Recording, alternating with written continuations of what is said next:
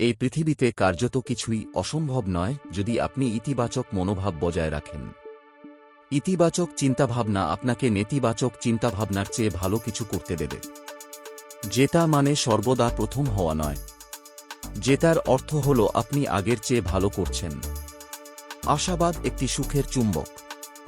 আপনি যদি ইতিবাচক থাকেন তবে ভালো জিনিস এবং ভালো মানুষ আপনার প্রতি আকৃষ্ট হবে। জীবনে কখনো কোনো কিছু নিয়ে অনুশোচনা করা উচিত নয়। যদি এটা ভালো হয় তবে এটি দুর্দান্ত, আর যদি খারাপ হয় এটি অভিজ্ঞতা। একটি ছোট ইতিবাচক চিন্তা আপনার পুরো দিন বদলে দিতে পারে। মনে রাখবেন, জীবনে সবচেয়ে বড় শিক্ষা খারাপ সময় এবং খারাপ সময় থেকে শিক্ষা পাওয়া যায়।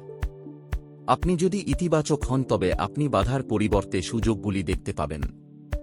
একটি ইতিবাচক পরিবেশ একটি ইতিবাচক মনোভাবকে লালন করে, যা ইতিবাচক পদক্ষেপ নেওয়ার জন্য প্রয়োজন। বিশ্বাস করুন যে জীবন বেঁচে থাকার জন্য যোগ্য এবং আপনার বিশ্বাস সত্য তৈরি করতে সাহায্য করবে।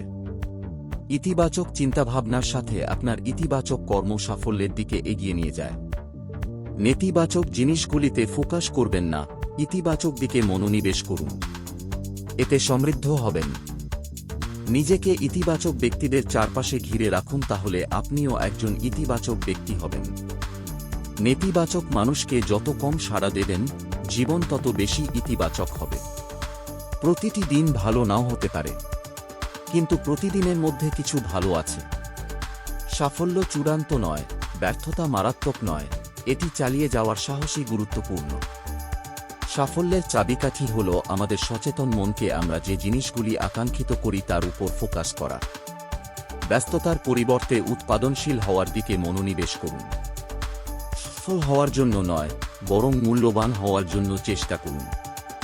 পরের বছরের জন্য আপনার নতুন পরিকল্পনার দরকার নেই, আপনার একটি প্রতিশ্রুতি প্রয়োজন।